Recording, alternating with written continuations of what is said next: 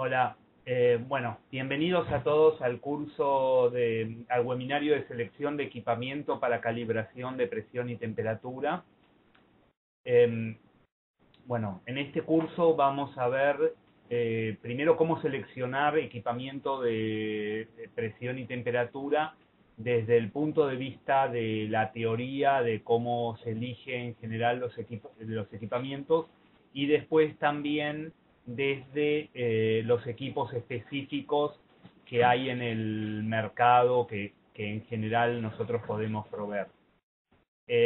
Bueno, la importancia, una de las cosas que queremos dar también en este curso es la importancia para los que tienen de los laboratorios de calibración interno. Hay muchas empresas que, si bien hacen otro tipo de productos, no hacen calibraciones, pueden ser empresas que fabrican equipamiento, que fabrican productos de consumo masivo, o pueden ser empresas que dan servicios, tienen laboratorios de calibración internos para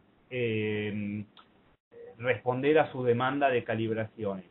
Las ventajas de tener un laboratorio de calibración interno es que se disminuyen los tiempos de respuesta, que los laboratorios, la gente internamente tiene mejor conocimiento del proceso y equipos que cuando viene alguien de afuera, que permite una solución de fallas mucho más rápido. O sea, producción detecta un problema y la gente del laboratorio de calibración puede estar ahí en el 15 minutos, una hora, dependiendo de qué tan grave sea la falla.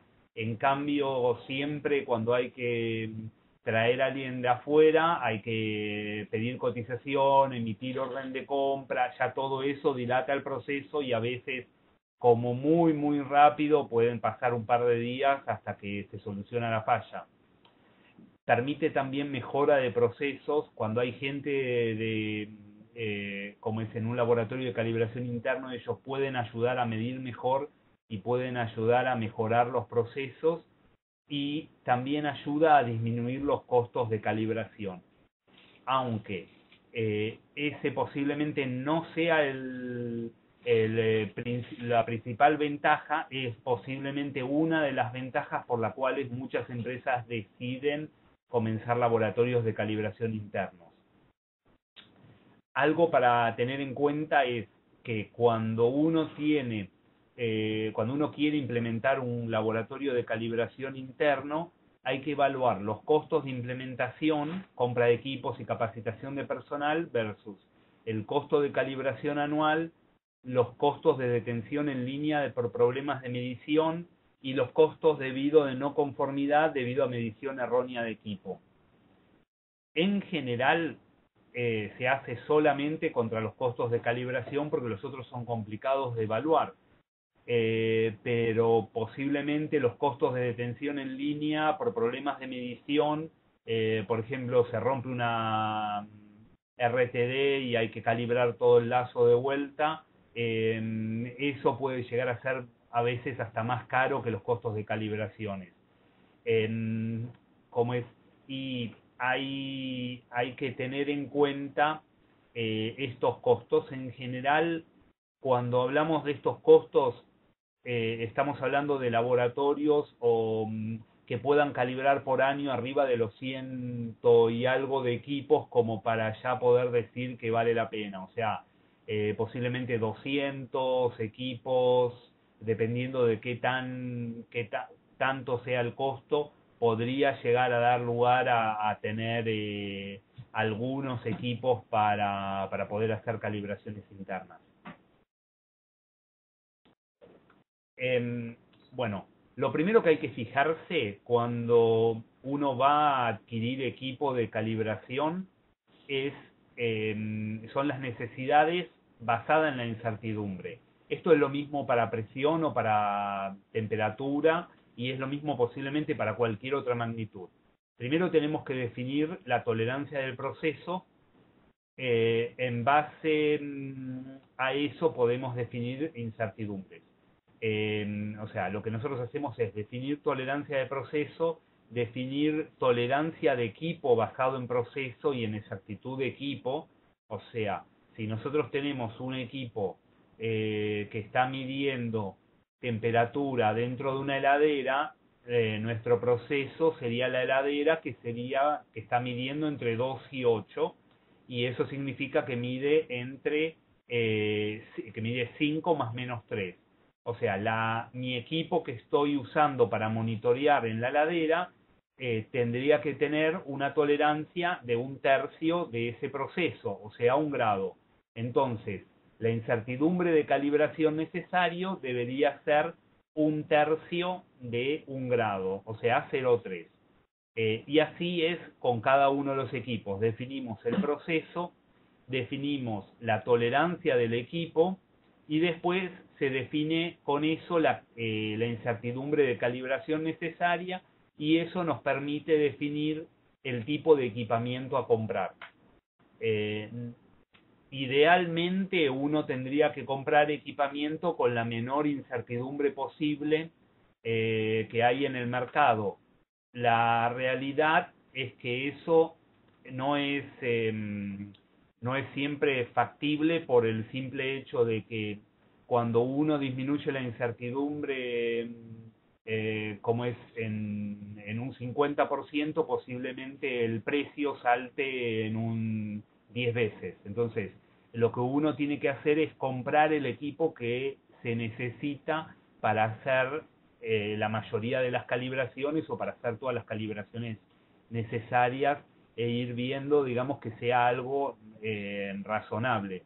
O sea, si tenemos un equipo que tiene incertidumbre 0.01 y es solamente un equipo y tenemos 200 equipos de temperatura que después con tener incertidumbre 0.3 alcanza, no vamos a comprar todos los equipamientos para el de 0.01, sino que ese conviene mandarlo a calibrar afuera y calibrar los otros 200 equipos que tienen incertidumbre, que requieren incertidumbre 0.2 o 0.3 en el laboratorio, en el mismo laboratorio interno. Bueno, selección de equipamiento para calibración de temperatura. Lo que vamos a ver acá es dos tipos de incertidumbre. La incertidumbre más alta, que es la que en general se usa para procesos, y la incertidumbre a nivel más baja, que en general se usa para laboratorio.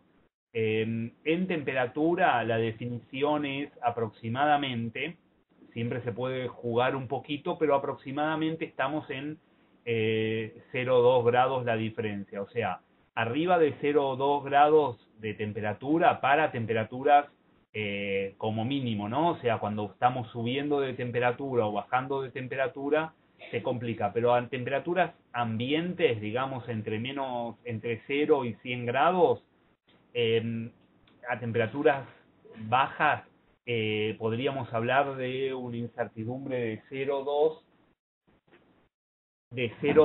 que nos indica un trabajo de proceso en campo. Y por debajo de 0,2 ya estamos hablando de laboratorio.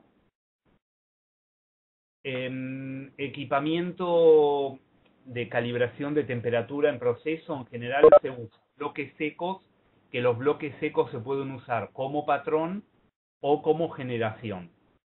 Y también la otra opción es usar, o sea, se puede usar el bloque seco como patrón, o se puede usar un bloque seco en generación y después un equipo que monitorea. Ahora vamos a ver algunas opciones. El bloque seco es un inserto de metal que tiene calentadores o enfriadores a los costados, y lo que hace es controlar la temperatura. Acá en esta descripción se ve que lo que hay es, en el medio hay un inserto que es un metal con agujeros, y después tenemos este de acá, el número 4, es el sensor del bloque seco. Este es el sensor patrón del bloque seco. Después, este es el número 1, es el sensor a calibrar. Y acá tenemos los elementos calefactores y, y un ventilador que lo que hace es ayudar a enfriar y ayudar a mantener una mejor homogeneidad de temperatura como una mejor distribución axial, una mejor temperatura a lo largo de todo el bloque. Después vamos a ver un poco cómo se busca la exactitud de los bloques en base a distintas mediciones que se tienen que hacer durante la calibración. El bloque seco se puede poner solamente el sensor a calibrar adentro y comparar contra este sensor, que es el sensor del bloque seco, o se puede poner un sensor a calibrar y poner un sensor de referencia. Y si se fijan en esta foto, la foto de la derecha, el sensor del bloque está acá abajo, pero los sensores a calibrar son más y el sensor patrón son más cortos y está más arriba. De esta forma, si el bloque está caracterizado para hacer esto, uno puede calibrar sensores más cortos con un sensor externo.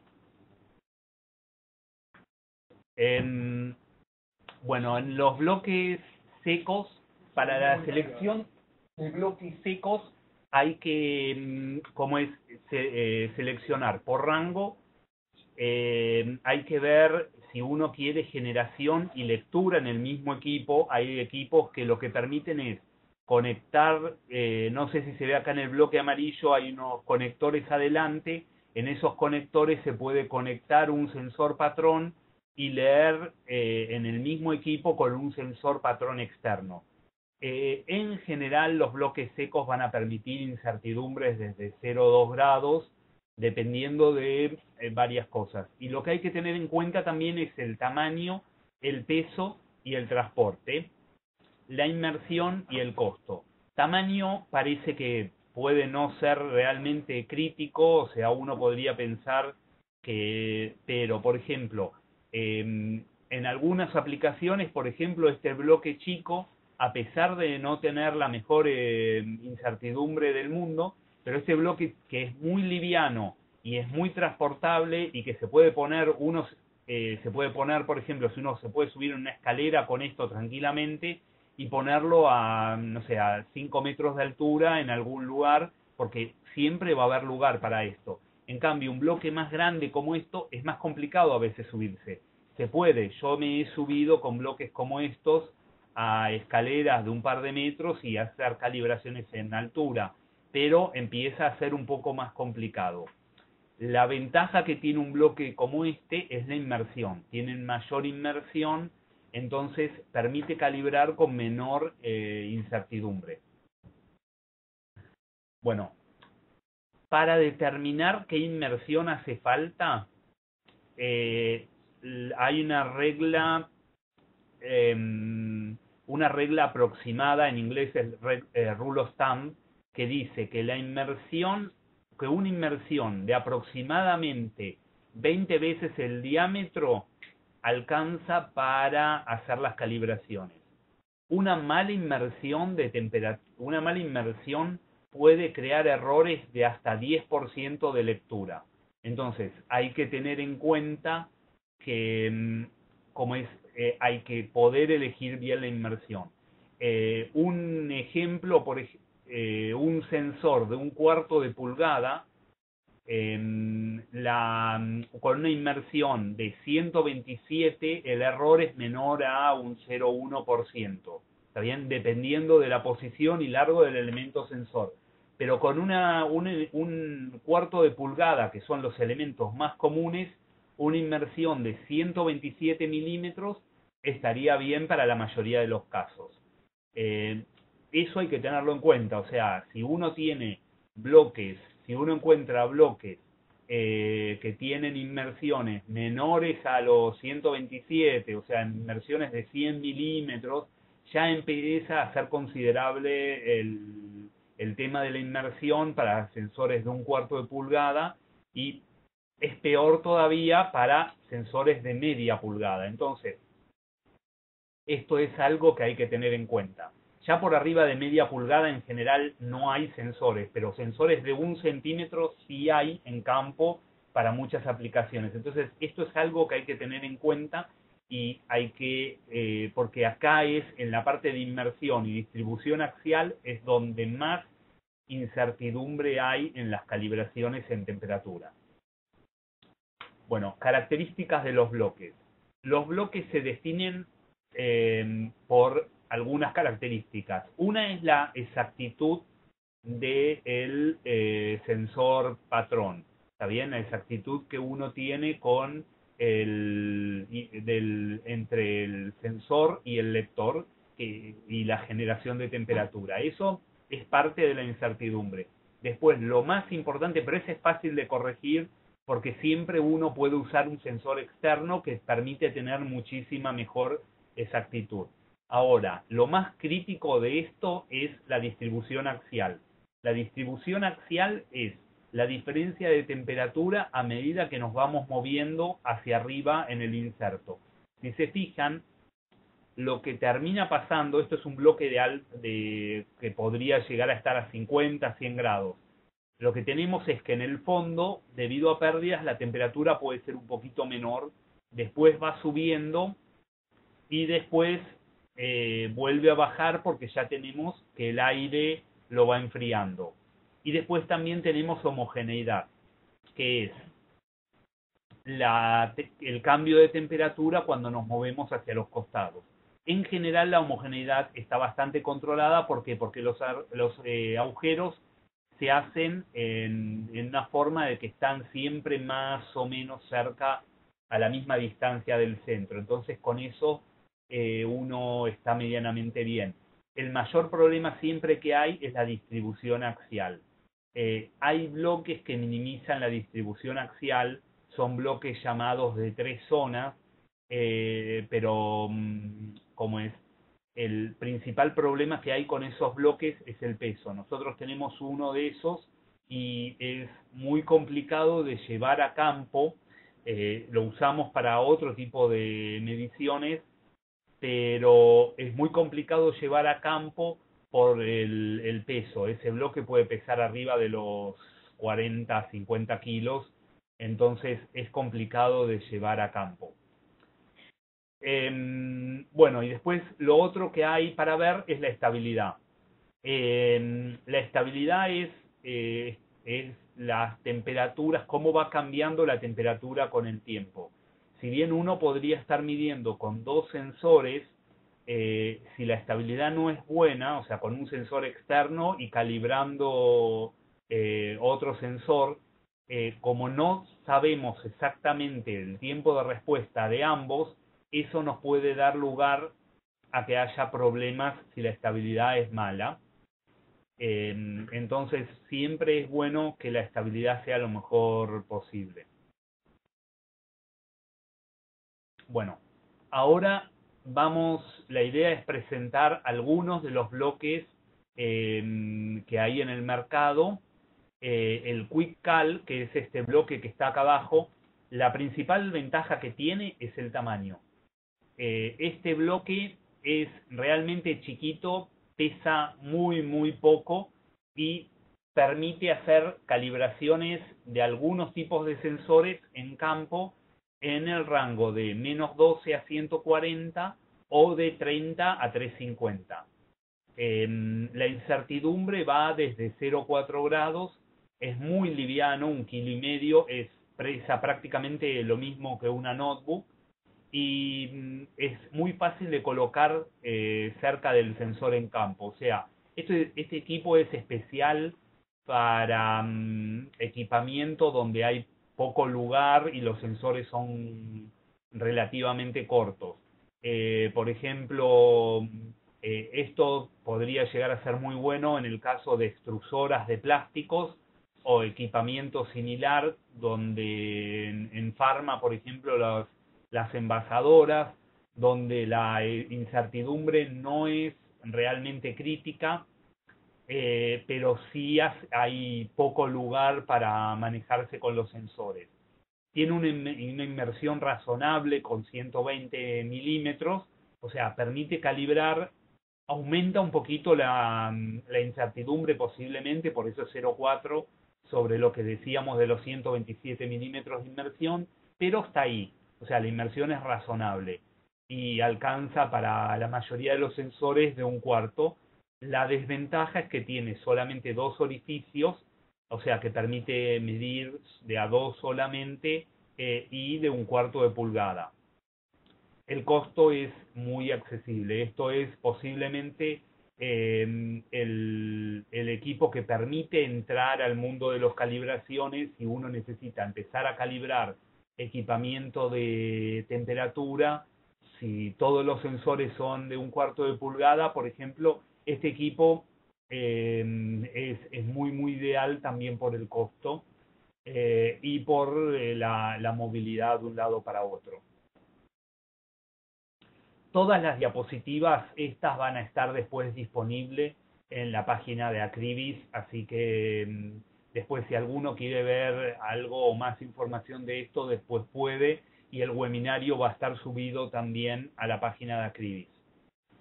Bueno, este equipo, el FASCAL, ya es un equipo un poco más grande, y permite tener mucha mejor inmersión, pero conserva todavía un peso muy razonable. Este es un equipo de 6,5 kilos. Yo, por ejemplo, nosotros tenemos uno y lo he usado para ir en demos en el colectivo y es todavía muy manejable. Ya cuando uno empieza a ir intenta caminar con los bloques, con otros bloques secos, ya se hace cansador. Con este bloque uno puede, es prácticamente como llevar una mochila, o algo de compras del mercado. No es muy manejable el peso. La incertidumbre va entre 0,2 y 0,5 dependiendo el rango. Como puede ser un poco más cuando ya estamos en temperaturas mucho más altas. La inmersión es buena, realmente son 148 milímetros, permite tener múltiples orificios, permite hacer un inserto con orificios hechos a medida y permite la calibración de varios sensores. Este equipo tiene opción para sensor externo, o sea, a este equipo se le permite poner un sensor externo, lo cual puede ayudar a mejorar la exactitud del mismo. Y este es tiene un costo accesible, sería el segundo de línea. Este es un equipo muy recomendable. Nosotros usamos uno de estos también en el laboratorio de calibraciones para hacer calibraciones. Bueno, después viene los otros equipos que quería mostrar, es la serie 4000. Esta serie 4000 ya cubre todo el rango de temperatura, o prácticamente todo el rango de temperatura, yendo de -45 a 1200 grados. El peso varía según cuál sean los equipos, entre 8 y 14 kilos. Sigue siendo medianamente, son transportables, pero ya con 14 kilos y el tamaño del equipo, se puede llegar a complicar subirse en cualquier escalera. Hasta ahora los otros equipos, tanto el QuickCal como el FastCal, tranquilamente uno se puede subir a una escalera y hacer calibraciones en altura. Con esto ya es posible que haya que tener un poco más de cuidado. Todavía uno puede usarlo para subir en escalera, pero hay que tener un poco más de cuidado. Estos tienen una muy buena inmersión, 160 milímetros, ya permite prácticamente calibrar cualquier tipo de sensor, y también tienen múltiples orificios. Fíjense que con 160 milímetros ya podemos ir hasta los sensores de 8 milímetros o 10 milímetros de diámetro. Entonces ya prácticamente cubrimos lo que hay en campo, con una muy buena exactitud. Esto podemos tener múltiples orificios y nos permite hacer el inserto a medida también si hace falta. Y después estos equipos tienen opción para sensor externo, opción para ser usado como baño líquido, opción para calibración de infrarrojo y de superficie. Además, Algunos de estos equipos pueden ser conectados a computadora y si se fijan acá abajo tiene también una opción que nos permite medir si uno tiene, por ejemplo, un termopar solo, nos permite medir el termopar solo. Esta posiblemente sea prácticamente lo mejorcito de la línea en baños líquidos, en bloques secos. Tienen una buena exactitud, permite calibrar en 0,2. Entonces, son equipos muy buenos. ¿Por qué? Porque nos dan muchísimas soluciones. Con un mismo equipo uno podría calibrar desde termómetros de líquido en vidrio hasta sensores infrarrojos, y si uno diseña el inserto lo suficientemente bien, uno adentro del inserto podría poner prácticamente cualquier tipo de tamaño de sensor. Bueno, después, el otro método que se puede usar es generación y monitoreo. Esto quiere decir que usamos el bloque seco como generación y usamos un sensor externo como patrón. En el caso del Series 4000 y el FASCAL, tenemos la opción de que en el mismo equipo tener el sensor externo. En este de acá está un poco chiquito para verlo, pero si uno conecta en los conectores de acá abajo un sensor externo que se puede comprar como un accesorio, acá abajo te indica la temperatura. Entonces, uno calibra el sensor externo, caracteriza el bloque y de esa forma uno puede usar el sensor externo. Con el sensor externo uno puede tener un poco mejor exactitud que con el sensor interno. Igualmente, o sea, lo que tenemos más allá de la exactitud es una mejor estabilidad. O sea, los bloques con el tiempo se pueden ir corriendo y hay que ajustarlos. Si uno usa un sensor externo, siempre va a ser mucho más estable que un sensor interno. Bueno, en generación y monitoreo entonces se usa un sensor externo que es más exacto que el interno. Esto lo que tiene de contra es que nos usa un inserto, entonces tenemos menor volumen para la calibración en campo. Y tenemos además mayor cantidad de equipamiento que llevar en campo. Una ventaja que hay es que hay que calibrar el sensor externo solamente y caracterizar el bloque. Esto en realidad termina influyendo en cierta forma un poco en los costos porque termina siendo un poquito más barato que calibrar el bloque completamente. Solamente se hace una caracterización del bloque. Bueno, hay varios equipos recomendables para monitorear temperatura. Uno de ellos es el TTI-10, que permite monitorear entre menos 200 y 660, dependiendo del tipo de sensor que se use. Tiene una exactitud entre 0.01 y 0.3, también dependiendo del sensor. Los sensores para estos equipos son PT100 y este es un equipo muy económico y que permite el registro de datos.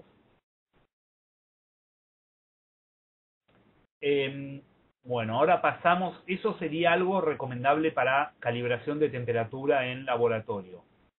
Después, para calibración en campo antes. Para calibración de temperatura en laboratorio se usa un baño líquido con monitoreo.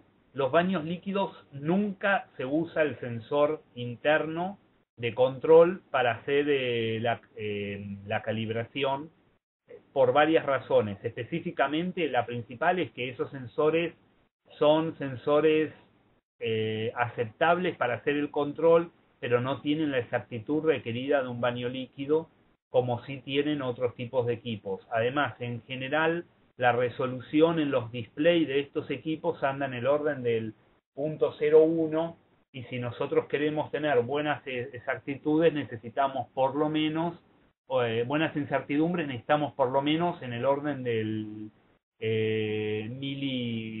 o sea, en la milésima de grado Celsius. Bueno, el baño líquido, en los baños líquidos el rango de temperatura está limitado por el baño y por el líquido en uso. Por ejemplo, hay baños que van de menos 80 a 110 grados, pero si esos baños hay dos opciones. Una es usar líquidos como metanol, como alcoholes, y la otra opción es usar algún tipo de silicona. Cuando uno usa una silicona, lo que uno termina teniendo es problemas en las bajas temperaturas, pero puede llegar mejor a las altas temperaturas. Cuando uno usa alcohol, uno puede llegar tranquilamente a menos 80, pero siempre se va a ver limitado por el tema del punto de evaporación del alcohol en llegar a los 100 y algo de grados. O sea, eso es lo que limita el rango, el líquido limita un poco el rango de uso. Ahora bien, ese tipo de baños que van desde menos 80 o de menos 40 hasta 100 grados, en general uno los quiere para baja temperatura. Entonces, en general uno elige acorde. Si uno está necesitando un baño para hacer calibraciones a 100 grados, y bueno, en general lo que uno hace es elige un baño de alta temperatura, que son más baratos, y se usa en general algún tipo de aceites siliconados. Estos baños tienen excelente homogeneidad y estabilidad desde los 5 mK. Se caracterizan, pero no se calibran. Se hace una caracterización para poder determinar incertidumbre y siempre se requiere un equipo de medición externo. Estos equipos nos permiten calibrar casi cualquier termómetro de líquido en vidrio. Cuando hay calibraciones de termómetro de líquido en vidrio, si bien con los bloques secos se pueden hacer, el problema que hay para los termómetros de líquido en vidrio de inmersión completa y de inmersión total es la inmersión. En estos baños la inmersión en general no sería un problema. Con 160 milímetros como tiene el Series 4000, es posible que para algunos termómetros largos uno quede corto con la inmersión. Para monitoreo, un equipo recomendable que tiene un costo razonable para lo que un laboratorio que para un laboratorio podría llegar a ser el Millica. Este equipo permite hacer mediciones en el rango de los menos 200 hasta los 1600 grados dependiendo del sensor. Este equipo ya nos permite medir PT100, o sea, PRTs, SPRTs, PT100, termistores, termopares, y tiene también para medición de corriente. Este equipo es muy completo, puede ser usado con baterías y tiene una exactitud desde las 7 milésimas de grado Celsius y lee con una resolución de 0,1 milésimas de grado Celsius. Este equipo permite cargar coeficientes Calendar-Van Dusen e ITS-90. Ahora, para muchos esto posiblemente no signifique nada, pero cuando la forma de calibrar temperatura seriamente es calibrar el sensor, que es una PRT o una SPRT, por un lado en resistencia, generar coeficientes Calendar-Van Dusen o ITS-90, y después calibrar el equipo, el Millica por otro lado, y usar los coeficientes adentro del Millica. La otra opción es determinar los coeficientes y después calibrar como lazo el Millica. Cualquiera de las dos opciones es razonable. Lo que permite generar los coeficientes Calendar-Van Dusen e ITS-90 es disminuir muchísimo el error de los sensores De esa forma uno caracteriza para el sensor y lo hace que la exactitud, el error que tiene el sensor sea muy bajo. Por ejemplo, nosotros tenemos sensores que hemos calibrado internamente así y estamos teniendo que el error del sensor es menor a 0.01 y con incertidumbres entre 0.01 y 0.05. O sea, permite mejorar muchísimo las mediciones. Si uno tomara los coeficientes IEC directamente, lo que termina pasando es que los errores pueden andar en el orden del 0,1 grados. Como se ve, esto permite disminuir mucho las incertidumbres con esas mediciones. Si ustedes están buscando equipamiento de laboratorio, esto es una solución, usar de esta forma equipos como el Milica que permiten medir. Son equipos a lo mejor un poco más caros que algunos termómetros comunes, pero la diferencia en precio los vale.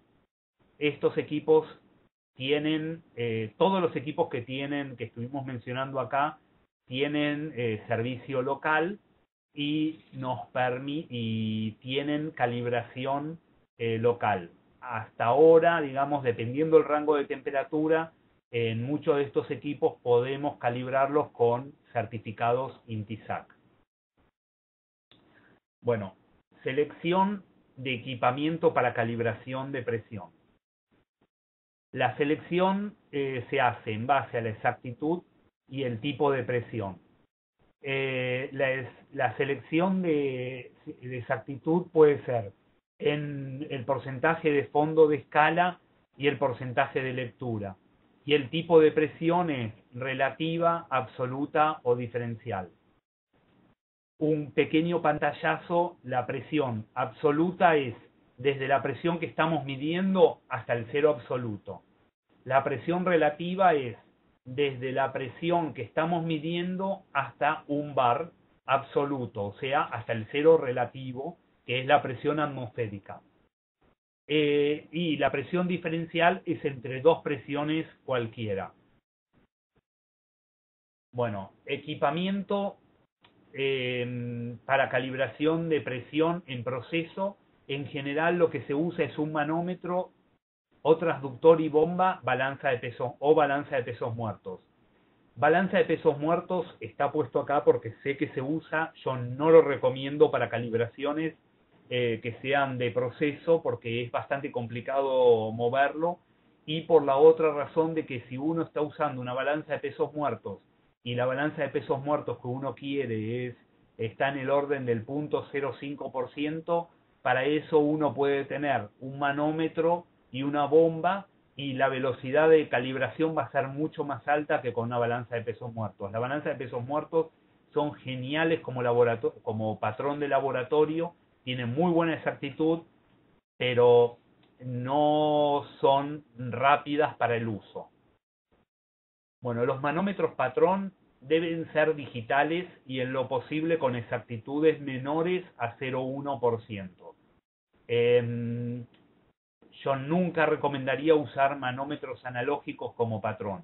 Termina siendo un dolor de cabeza. Pueden leer en display o transmitir a un calibrador, ¿está bien? Hay manómetros patrón que lo que hacen es leen directamente en el display y otros que son transductores y transmiten a un calibrador. Algunos tienen su bomba incorporada, pero en general mi recomendación es la bomba por un lado y el manómetro por otro. ¿Por qué? Porque si uno tenemos una bomba y un manómetro separados, podemos independizarnos y tener varios manómetros y varias bombas y hacer distintos trabajos al mismo tiempo. En cambio, de la otra forma, uno puede quedar atado. La balanza de pesos muertos es un equipo donde hay una bomba que genera presión y después lo que hay es pesas que están acá marcado como 4 y un pistón. Presión se genera con la fuerza que las aplicas, presión es la fuerza que las pesas aplican en un área. Entonces, sabiendo la masa de las pesas y sabiendo el área del pistón, uno puede determinar presión. El método de por sí es muy exacto, pero depende de la exactitud del área del pistón. Entonces, ahí es donde está la parte crítica y ahí es donde si uno tiene área de pistón buena, uno puede conseguir buenas exactitudes. Para balanza de pesos muertos, en general, uno busca tener exactitudes por debajo del 0.01%. Estamos hablando de áreas de pistón con exactitudes de mejores o iguales a 50 partes por millón cada 5 años. O sea, son equipos buenos, pero no son realmente para llevar a campo. Ventajas y desventajas de método para campo. El manómetro permite mayor velocidad y estabilidad adecuada. La balanza de pesos muertos permite mayor estabilidad, generación en el mismo equipo, pero tienen mucha menor velocidad de uso y son difíciles de transportar. El manómetro puede estar pesando con la bomba medio kilo, 1 kilo. La balanza de pesos muertos estamos hablando a lo mejor de que tener que transportar 50 kilos. Es complicado. Bueno, manómetros, como es, tenemos la serie PRI 700 que tiene una exactitud de 0.05% de fondo de escala, dependiendo, hay algunos que tienen un poquito mejor y otros que se pueden conseguir con un poquito más. El rango es en relativa, diferencial absoluta, y lo que tiene de bueno esta serie es que tiene rangos desde -1 a 2500 bar. Muy pocas series tienen ese tipo de rangos de medición, o sea, muchos llegan hasta casi -1 o andan en -1, pero muy pocos pasan de los 1000 bars. Es muy difícil que ya suban de los 600 bar, ya ahí se hace complicado. Estos van hasta los 2500 bar. Tienen 10 unidades cambiables, botón de 0 y operación entre 0 y 50, y algunos son neumáticos y otros son hidráulicos. Una cuestión con estos, tienen soporte local y pueden ser calibrados hasta 1200 bar localmente, y posiblemente después de eso, para arriba de eso, hay que consultar el INTI porque es posible que ya se complique la calibración por encima de eso si alguien necesita más de 1200 bar. Bueno, SPD es un transmisor que se conecta a un calibrador. También y es muy similar al equipo anterior. No permite verlo, no permite ver en el momento, hay que verlo en otro equipo, pero la ventaja que tiene es que es mucho más chiquito, mucho más manejable que el otro equipo.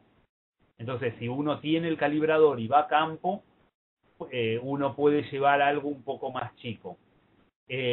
A mí, en general, cuando eso va en gustos, pero las dos opciones son buenas, pero muchas veces termina siendo mejor tener el display para verlo en el momento, porque salvo que uno sepa que siempre va a llevar el calibrador, si uno no lleva el calibrador, ya como es siempre tiene para poder hacerlo con el manómetro. Con este uno necesita siempre ir con el calibrador.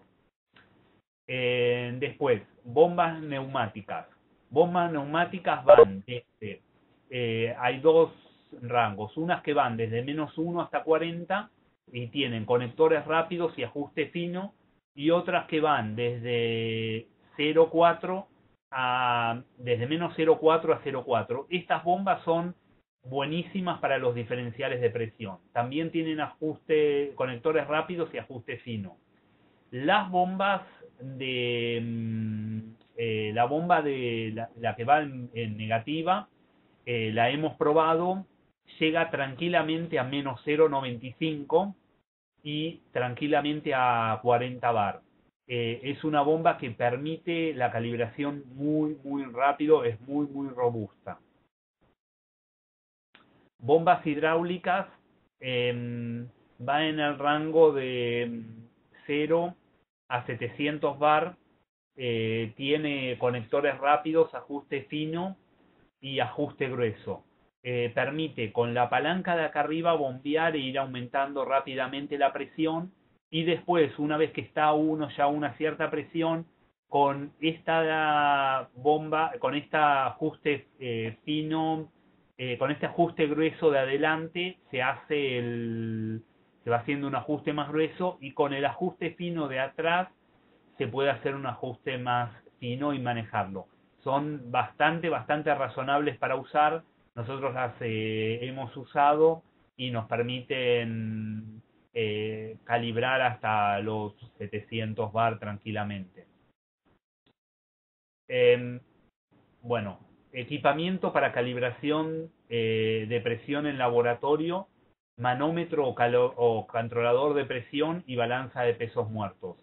Este tipo de equipos ya son muchos más, son los equipos que estábamos mostrando hasta ahora son equipos para entrar en calibración de presión, y son equipos relativamente económicos para manejar. Una balanza de pesos muertos ya cuesta posiblemente unas 10 veces lo que cuesta un calibrador de campo, y hay que tener ciertos conocimientos de presión. Y lo mismo con los controladores. Ventajas y desventajas de método para laboratorio.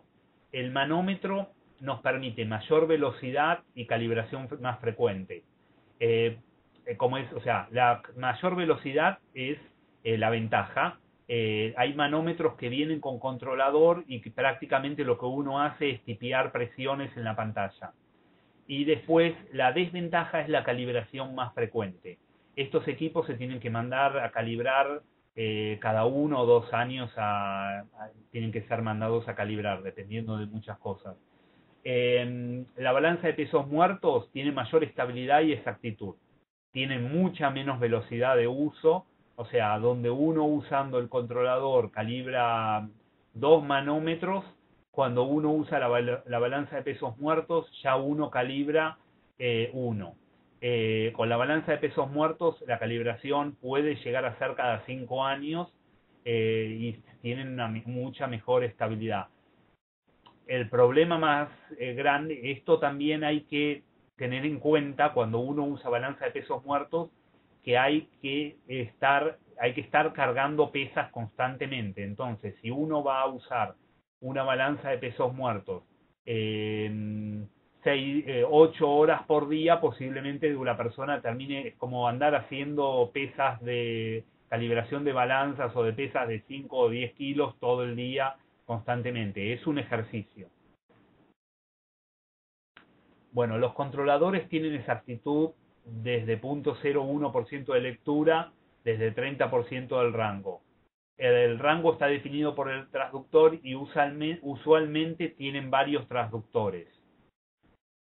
La balanza de pesos muertos pueden tener exactitudes de las 50 partes por millón, y el rango está definido por el pistón y pueden tener 2 pistones.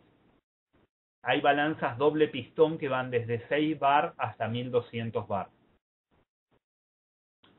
Bueno, muchísimas gracias por participar, y si tienen algunas preguntas, vamos a estar acá, las pueden hacer por el chat y vamos a estar contestando preguntas por los próximos 10 minutos.